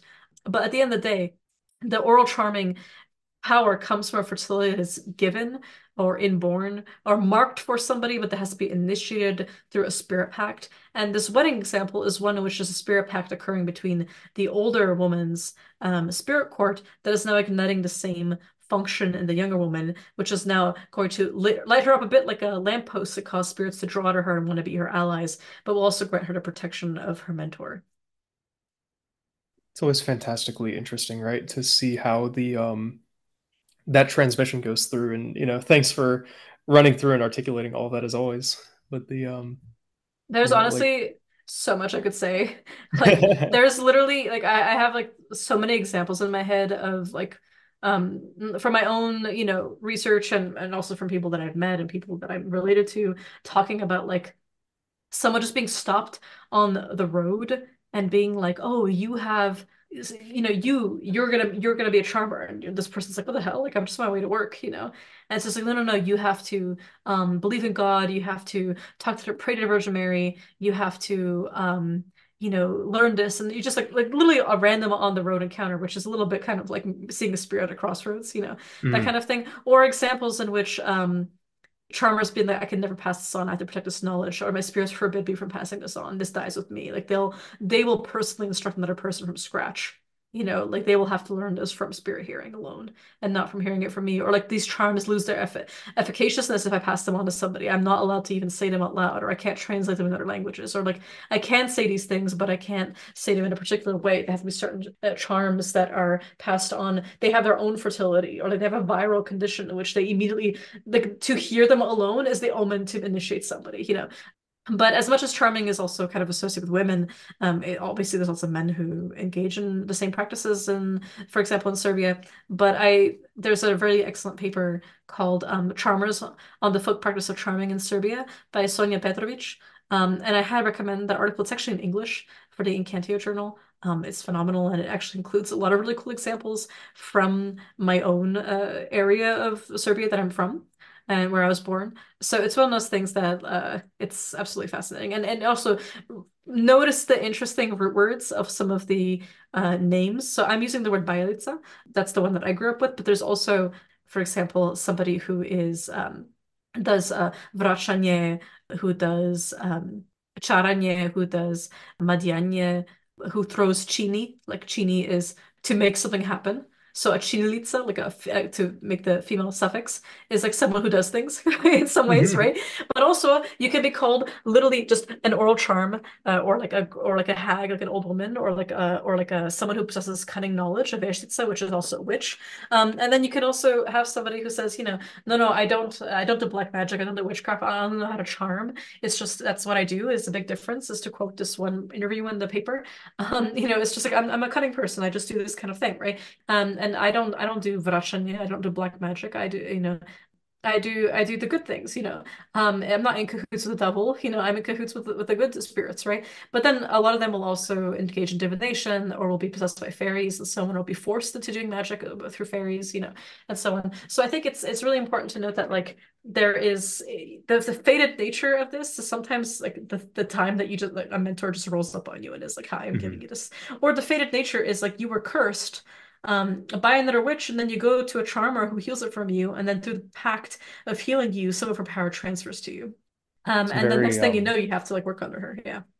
mhm. A very Bessie Dunlopian encounter, if I may. Surely. Where Yeah. like the omen is the spirit itself being there. Hmm. It's like, oh, well, okay, you're here, so teach me. Yeah, literally. It's like nothing happens especially until one day the spirit shows up and it's like, I'm your familiar now. It's like, well, that there you go. And there's a lot of really interesting research out there on Serbian like anti-snake charm, snake bite charms, as well as like the healing charms related to like taking herbs and so on. It's really great stuff. I'm actually I'm actually giving a presentation at Virtus Uni conference, which I'm really excited about, which is all going to be about St. George's stuff. And I'm going to be talking about the marriage, the charms, and how the fertility of St. George's they can also pass to somebody to make them into a sorceress, a charmer, and so on. But this is why this topic is so nuanced. Is because yes, can it be a gift, the charming or the cunning or the special sight or the we sometimes call the nemushtiyezik as like one example of a kind of power, which is the unintelligible tongue, is the way I translate it personally. But it just means like the language that is spoken by animals, by spirits, and by plants. Many folk tales involve like how to actually gain this and how it's won or bartered this power from dragons, for example, and how they teach it to you. But ultimately, not everyone can do charming. It's a specialization. It's not just like the ability to like say a charm and make it work. It's also has an entire cultural context behind plant knowledge and bathing rituals and ambivalent ideas about like the socioeconomic roles of women, for example, especially those who are menopausal, sorry, who are postmenopausal. And the idea of being given a gift from God or a gift from fairies or a gift from a spirit marriage or from a familiar or from ancestors who come down, like the Taltosh, who's like, I recognize in you that you're going through this process, I'm going to teach it to you. The fertility conferred in these situations can happen at many points in other times in life, or can be in hindsight flagged by an entire life of like difficulty in making anything work for you other than the magic itself, right? It can be, we all of us are occultists and sorcerers and seers and witches of various different kinds. Some, all those things, and others only some of them. But I think it's, important to note that we are in a community in which that is, within the occult world, as it were, in which this is a thing we can just talk about openly in English, even if we have to hide a lot of it in our own languages, or if we have to hide a lot of it in English too, in my case. And certainly, as Rose was saying in hers. But this is not to say that this is at all like a good thing to be in most cultures. Like it's not necessarily respect the position. You're automatically associated with like charlatans, old wives' tales, superstitions. If you're marked out to be like a charmer and you're forced to initiate into this kind of practice, like it's not necessarily glamorous or fun, and you don't necessarily earn a lot of respect. You're usually associated with like, Salt, you and I have talked a lot about this with the history of like cunning folk in England. It's just like it's like, oh, so you're a charlatan. You're more likely to be associated with like mesmerism and galvanism than necessarily like a learned scholarly sorcerer. And this is where we get a lot of like the learned magic versus folk magic divide in England specifically.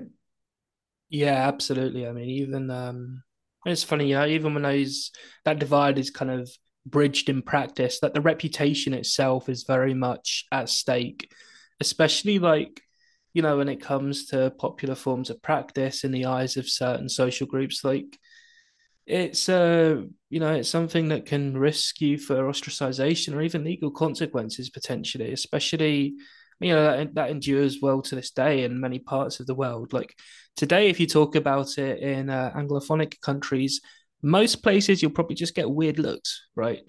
Like, but sometimes it's a genuine matter of life or death, and that definitely has a massive impact on how discreet you are, how willing to talk about you, how willing, how public you're willing to be about it.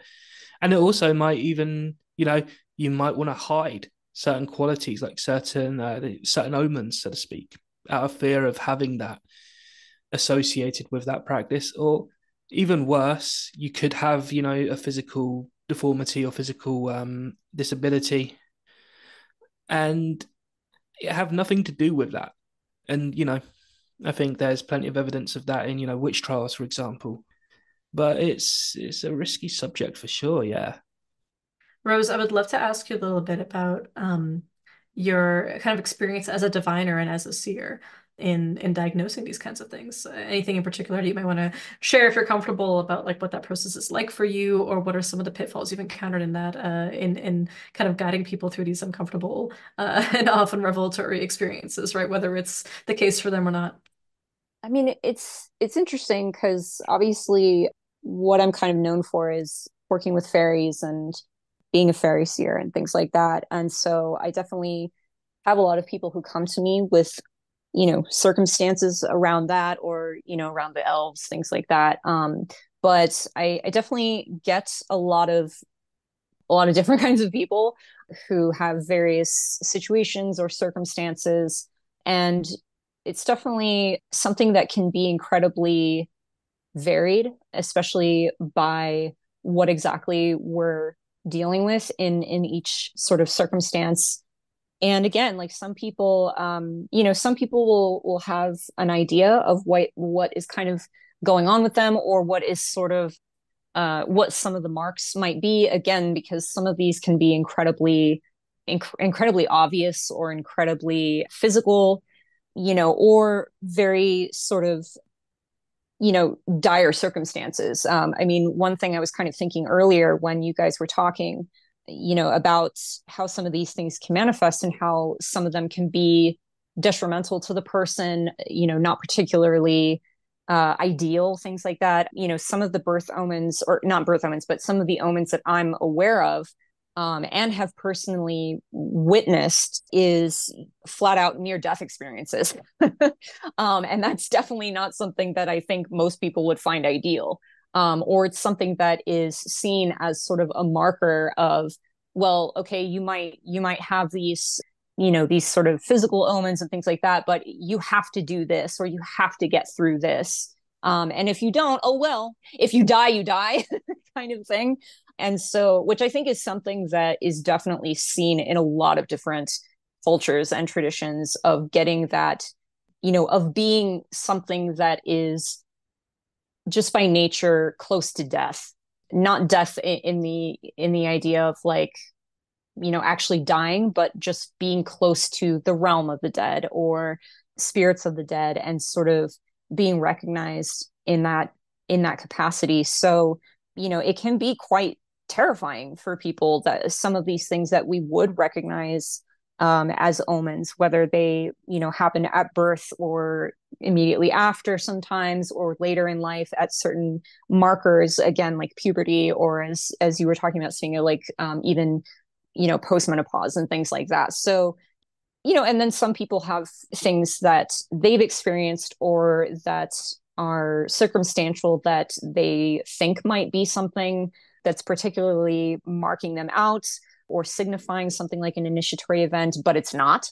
It could be something that maybe was even traumatic for them, that was something that was very dire or very, difficult for them to go through, but it's not necessarily something that signifies a particular spiritual event or a particular spiritual role. And so it really is one of those things that's very much a case by case basis. Somebody might even have a similar omen, whether it's physical or not, to another person, but because the circumstances are different, one person could be marked out for something, whereas the other person isn't, which I think may seem obvious. But again, I think that's another reason why I emphasize that, and why you guys haven't emphasized that these things usually, don't happen on their own. There's usually a cluster of omens. There's signs, there's particular abilities, things like that. That's definitely a big one in my main tradition, is that competency that you guys were talking about, magical spiritual competency of being able, well, can you actually do this? Can you see these spirits? Can you talk to them? Can you negotiate for them? Things like that. But also just even, like I said earlier, things that aren't even spiritual abilities, but are just sort of particular talents or proclivities to certain things. It all comes together to sort of paint this picture. And some of them are really, really important, in my particular tradition, that you have to recognize and have to know how to recognize. But also, I think too, like, some of this might be kind of foreign to some people who, maybe they haven't heard about this before. Some people listening might be like, I've never heard of any of this weird shit, but I think too, it's interesting to think about, or when I've kind of explained to people also, that sometimes those spiritual markers are also the sort of effect that people who are born with these, spiritual proclivities can have on other people who aren't magically inclined. So, sometimes the person who is incredibly off-putting, and it might not even be something in their actions or the way they talk or anything like that. It's just there's something about them that is incredibly off-putting to other people. Like that right there is something that maybe a lot of people might overlook or assign it to something else, but it can be, a marker of somebody. Well, they're not doing anything in particular that is strange, but, by the nature of having certain spirits that are attached to them ancestrally or otherwise, it can put people off, or it can make people afraid of them and they don't even know why. And so that's, and on another note, that's something that can be an incredibly negative thing for the person in question to experience, because it pushes people away from them, or it makes it hard for them to sort of, have a normal social life, relationships with people. And especially if somebody doesn't know why that's the case, that can be incredibly confusing and isolating for them. So, Absolutely. so all of these things, whether it's physical omens, markers of personality or abilities, and that spiritual mark that is so important, it all comes together to kind of inform what is going on with a particular person, how to address it if it needs to be addressed. Because as you were saying, some people do have all of these spiritual markers and physical markers, and they want nothing to do with it. Hmm. I've definitely seen people like that who had marked gifts and things like that, and they were just like, no thank you, I want nothing to do with that. Because it Hmm. scared them, or they just had no interest. And if that's the case for somebody, because obviously people can come to somebody like me and be like, yo, all this crazy stuff is going on, I don't want any of this, how do I get rid of it? And if they have something that is part of the way they were born, or ancestral connections and things like that, it can be even more difficult because there are such intimate ties for that person. So it's not as simple as just, oh, well, here's your exorcism, bye bye, enjoy your life. It's a lot more nuanced and complicated. But I mean, some of these types of cases, I guess you could say, are some of the most interesting, and some of the most personally fulfilling to help people with. So it's definitely not something I shy away from, but it can be complicated. Absolutely. Yeah. I'm so glad you raised that. And it's interesting too to note that like you can be like have the sweetest personality and be just like full of compassion and just be a really nice person overall. But because the spirits that are attached to you are really intense and Yeah. scary, you just come across as like weird to people. Yes, And it's, exactly. Yeah. I'm raising my That's hand in really this. common. Yeah. Yeah, because I've been to like seances and misas and stuff like that where I was clocked as like the one with the really freaky spirits. And then it turned out, and they were like, I don't get your vibe because you seem otherwise really nice. And like, I'm like, I think, I hope I am, but I also know what you're referring to, and I'm not, I mean, they're not going to hide themselves necessarily. Like, some of them will, but not all of them, And at the end of the day, they're more than happy to be like, well, absolutely, we're here.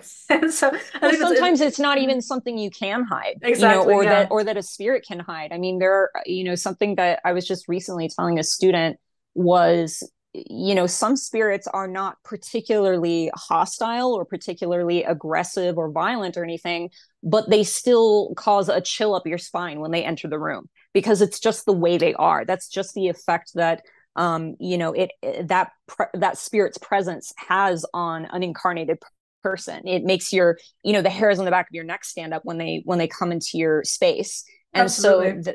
and that can carry into the incarnated people who have these spirits around them, or and a lot of times it's not even by choice, so Mhm. yeah, so it can be really tough for the kind people who have some spooky stuff going on.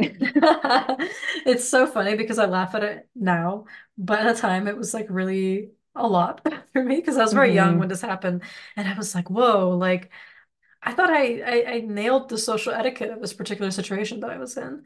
And like everyone just walked away getting the creeps from me. And then only later did I Yeah, really talk about it to a mentor and be like, you know what, it's not actually that like strange. Like I get it, it and has its to pros for it sure. has its pros for sure. But like now, I've kind of figured out how to navigate that more intelligently than I did when I Yeah. was 18. But certainly I think that's something that even like my mentor will joke about this with me because like actually this happened in real life recently when Key went to the village that my family's from with me and I was interpreting for him full time in Serbian and the person taught me beans like how to read Falemensi, Ganyu Pasru comes in with like a bunch of food for us, and she didn't even like stay long. She just came and bring us food and had to go do things with her own grandchildren. But she came in and was like, "Oh, hug me," and we are kind of like catching up and stuff like that because we chat over WhatsApp as well. And she just like afterwards, like after she left, it was like, "Hey, so that like American friend that you brought, nice guy, really sweet." fucked up though. And like, it just like shows me all the things that she scryed on him, and I'm like, well, here's the thing, and blah, blah, blah. And it's like, okay, cool, cool, cool. That doesn't mean he's not trustworthy. I can see that the love that you share is very intense. Like you guys are really close friends. Like I would count you as siblings, basically. But like I can tell he's gonna be like the godfather of your future children, or like, but I can tell you're close. Like it's a very intense bond. However, yeah, like crazy witch spirits, and it's just like, and I was like, yeah, like same, and she was like, no, no, it's all good, but like it set her alarm bells off when she walked in, was just like to my grandmother's house in the village, and was like, whoa, that's not, for lack of a better term, like a spirit court I felt around these parts. Like this is new, this is someone new who isn't there, and then when she Mhm. approached, she was like, oh, it's Svinga's friend that she brought, because I told everyone that I was bringing a friend along on the trip, and that we were spending a week in my country to like hang out and see my relatives because we just happened to be in the neighborhood. But yeah, that was super funny, and just a classic case of like, no, no, I get he's a good guy, but also like, wow, yeah, I'm glad I passed the vibe check, but that one was very funny. yeah, yeah. But like Rose was saying, it's if you have the sight, it's obvious. And whether it's, Yeah, because even people who have spirit perception from a young age, they still have to train it too. Like it's still a thing they yeah. have to develop. And that's one of those things that like, at the end of the day, once with enough practice, you're at the same level regardless. But like it is obvious. Like you don't have to tell somebody the physical things that you have going on for someone to perceive that like those kinds of spirits are around you, Key. And honestly, like for you, Rose, like I didn't have to know anything about you to know that you had the others, the good neighbors around you. Yeah, I mean that was one of the reasons I think we started talking more was Yeah.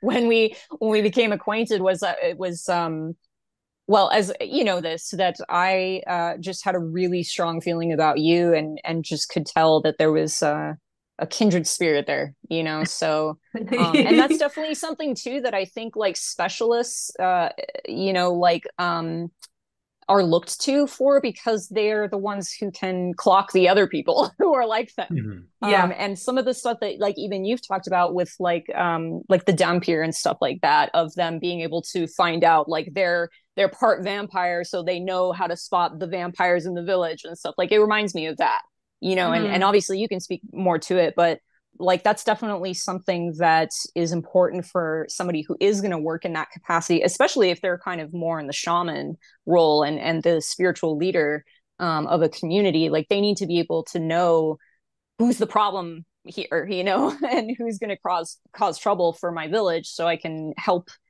keep everybody safe. Hmm. Yeah, yeah, yeah, absolutely. Ugh, beautifully put. Really appreciate your incredible insights in developing this, like we said, sensitive and nuanced topic, and one that's so often misunderstood and kind of either overly glamorized or overly dismissed. Yeah. Mhm. And I really appreciate as well just the level of discipline and skill that you bring into this for your clients. For those listening, there's almost no one we vouch more for when it comes to seership than Rose, and in terms of just being able to really not just clock these kinds of things with her mediumship and with her spirit training, as well as her divination, but provide the information in a very compassionate way that does not necessarily, it's not sugarcoating anything that's bad, but it's not hiding from you anything that's good. You know what I mean? It's completely transparent and honest, and I really appreciate that. You having benefited from your readings myself. It's truly amazing, and you do great work, and I'm so proud to be able to have you on, and for many more episodes to come. But I like that this was a free-flowing conversation between the four of us, with everyone getting time to share some things in terms of like this is this should not be neglected and not be. It's a shame when it's not included in these discussions that have like issues around like, oh, what does this mean? You're just saying you're special, la la la. It's just like, well, absolutely not, But and like you were saying, someone who has like a particular proclivity doesn't have to use it. And unfortunately, in the realm of magic and spirits, like that can just result in a lot of torment for everyone involved, especially the person, right? Mm-hmm. But that's also why, I mean, there's this movie that I really like that I keep referencing, I think every other episode or every other Q&A or something like that. Like it's The Medium. It's a Thai film. It's available on Shudder. And it's 2021. Mhm. And like the whole plot begins with like there's a shaman and someone in her family has to become the next shaman because she's getting older. And like it seems like it's going to be this one girl. And then her mother does like everything in her power to make sure it's not her daughter and to like start sabotaging her and passing it on to a different person. So like, literally putting talismans on this other girl's shoes, you know what I mean? Just to make sure the spirits would get attracted to her instead. And it's because she doesn't want her to become a shaman. She wants her to be like a regular person and have like a normal life and not have to get into trance and get possessed and have like no hope of like a mundane career, like or like a secular life. And for those of us who also have, like spiritual callings that we can't ignore, we're not allowed to not pursue them anymore. It's not just a choice. But at the same time, we do have some level of like a secular life too, if we have like our own day jobs. Like it's not an easy thing to balance, Mhm. especially Yeah. not when your spirits are in your ear 24/7. And you can't necessarily escape them. Like you come home and they're just there, or like you're going to the bus and they're just there. And plus, so is everyone else who's outside. It is overwhelming. And so I think the emphasizing that it's just not a desired thing, but if you have it, like the best thing you can do for yourself is go to somebody who's really good at clocking these things and training you so that you're able to kind of not just navigate them, but eventually maybe even find a mentor or find somebody who can provide cultural scaffolding, or if it's just your spirits teaching you things idiosyncratically to better engage with them is probably the best choice you can make for yourself because speaking from personal experience, it doesn't really get easier until it's accepted. Yeah, 100%. I have nothing to add other than thank you for the kind words. And thank you guys again for having me on. This was a lot of fun, and I'm glad that there's a space like the podcast where this can be spoken about delicately but frankly. Because again, I think this is something that is kind of swept under the rug a little bit. No, for sure. I hugely appreciate how you're able to tackle something as nuanced and delicate as this with so much charity and so much brilliance, frankly, but also humor and appreciation and making it kind of demystifying some of that in a good way by still ensuring there's mystery, still ensuring Yeah. like Mhm. the spirits are honored first, and then the if folks want to go to you or Key or myself or Assault for a reading, depending on the kind of cultural matrix of things that they're feeling, or they just want to get an idea of like where to start and what this might mean for them, and how could they figure out if this is detrimental or if it's a good thing or if it's a neutral thing. Does it where do they specialize? Should they specialize? And ultimately, just the freedom sometimes to just be like pursue magic. It's your birthright. If as long as you're alive, you can do it. And certainly the dead as well, deeply invested in it. But I mean, like if you're here, you can do it. Don't wait for a sign when it's absolutely meant for you. But it also doesn't mean that like everything is meant for us, right? We're not all initiated to everything. And some kinds of shamanisms and witchcrafts and specialties kind of lock you out of other things too. Right. So it's Oh important yeah. to Mhm. certain kinds of spirit courts will not get along with others. And that's why it's amazing to have really good friends who are doing the cool things that you can't necessarily do. And so I was once told by my godfather in Kimanda, you're going to want to do everything. And because you're only going to have such and such lifespan, meet a lot of friends who are doing all the cool things that you want to know about. And then you can share and swap cool techniques and tell each other stories. And that's kind of how I tried to build my life to stay sane. And that's definitely how our beautiful community over on the Patreon Discord server is also growing. So really appreciate your presence there. Mm. Really appreciate everyone's contributions. This was really lovely. And thank you to everyone who suggested this topic. You know who you are. There was many of you. Yeah. But yeah, this was lovely. And well, I'm sure we'll see you on again before you know it for another deep dive into one of your many specialties or into one of your many specialties or another related topic. I would love to. Always happy to chat with you guys.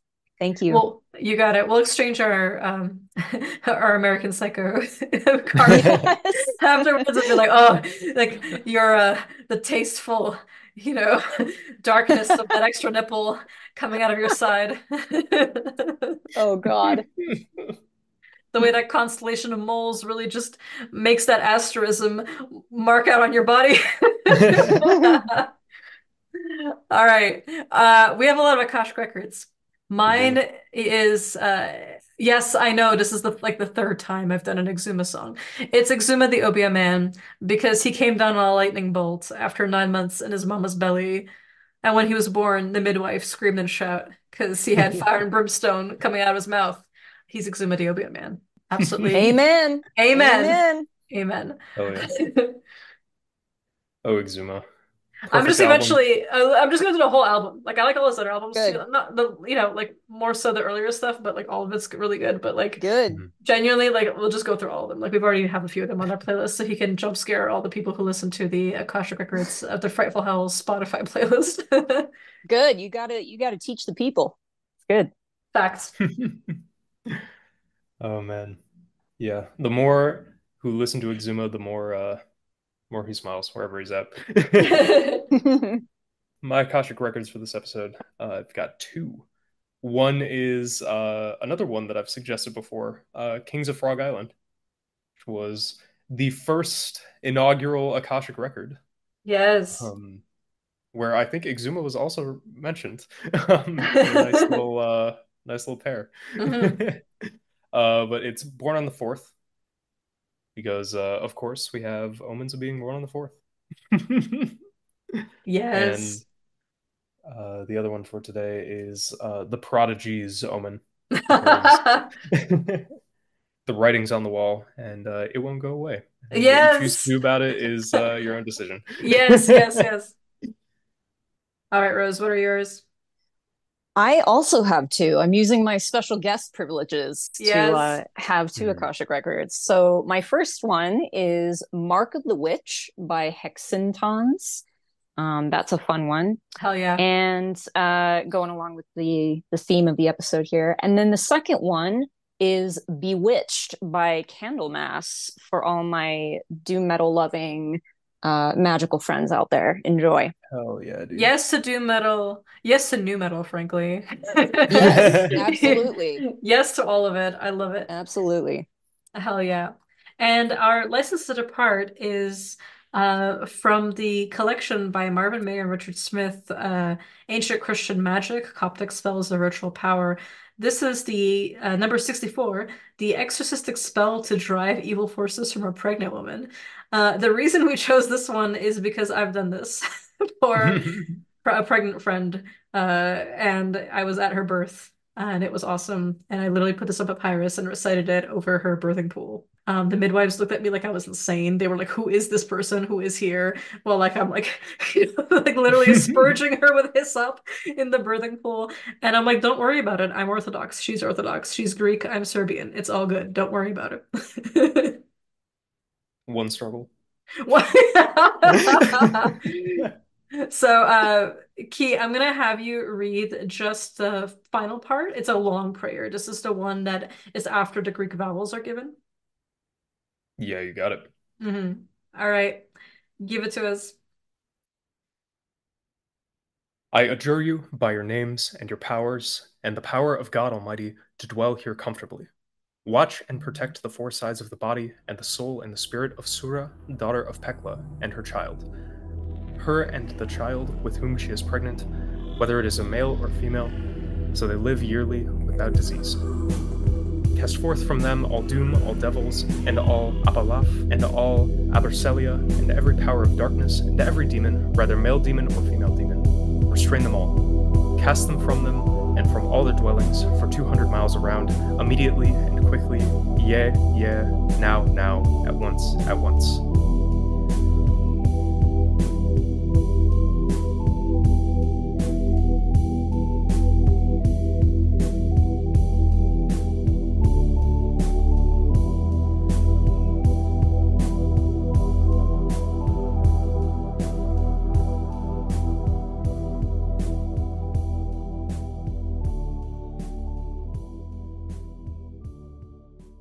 Should I do the barber's names as well, or just leave it there?